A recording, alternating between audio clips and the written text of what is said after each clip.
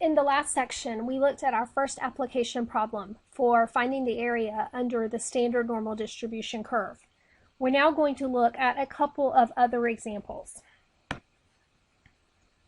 Our first example says, during October, the average temperature of Whitman Lake is 53.2 degrees and the standard deviation is 2.3.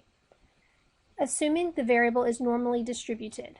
For a randomly selected day in October, find the probability that the temperature is above 54 degrees. So I'm going to treat this exactly like we did in the last example, in that I'm going to go through the problem and I'm going to write down the information that they give us. So the first sentence tells me that the average, which is the mean, is 53.2. So I'm just going to jot that down. And they also tell me that the standard deviation is 2.3. And the question says, find the probability that the mean temperature, so I want to find the probability that the mean temperature is above 54 degrees.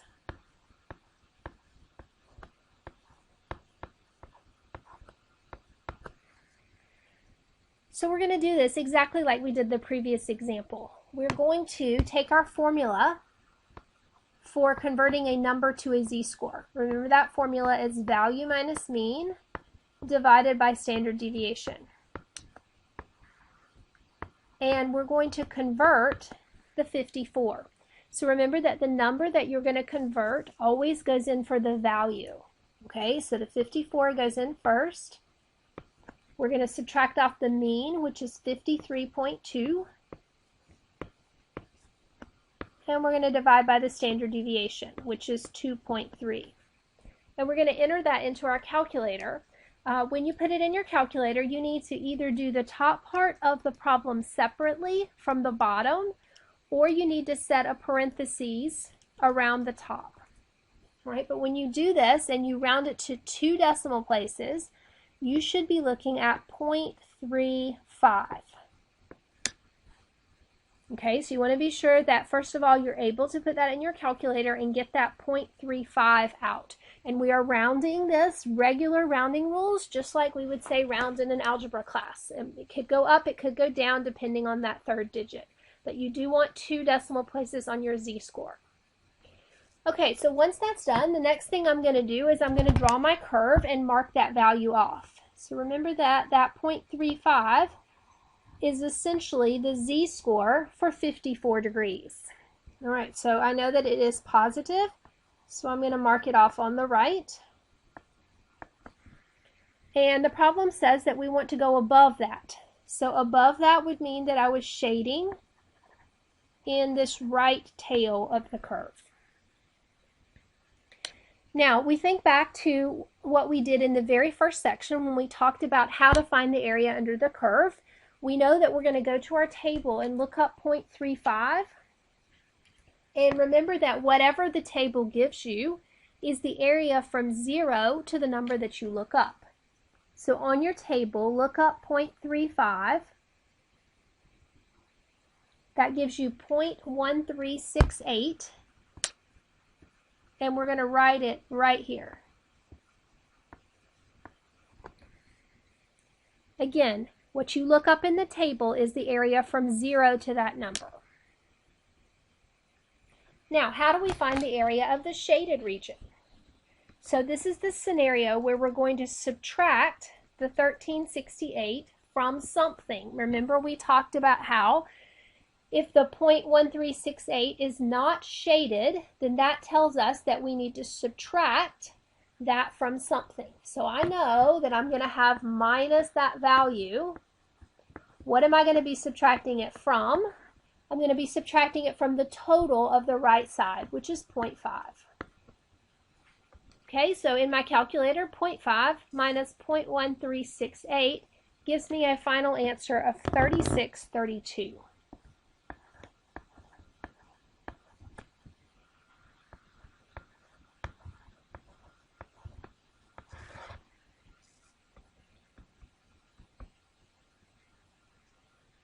Okay, so let's move on to our next example.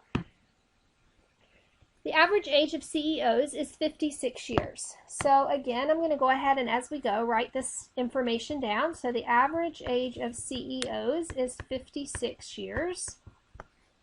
Assume the variable is normally distributed, which just means that it should fit the standard normal distribution curve. If the standard deviation is 4,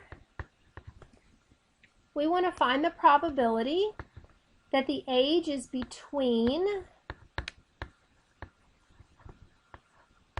53 and 59.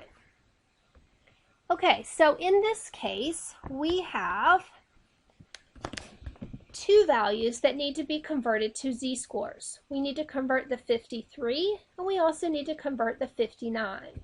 So I'm going to begin with the 53. Remember again that your formula, value minus mean over standard deviation.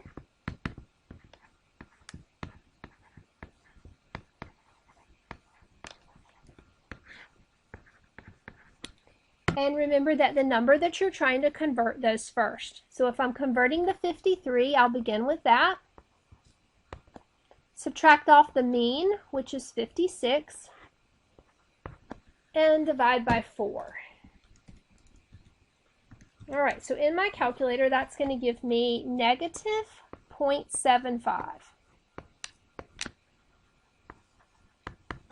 Then I'm going to do my second formula, this time with the 59. So the 59 is going to go first, minus the mean over the standard deviation. And so that's going to give me a positive 0.675.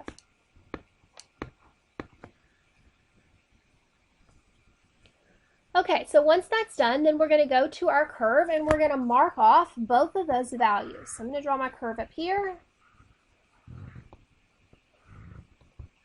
I'm going to mark off positive 0.75 on the right and negative 0.75 on the left.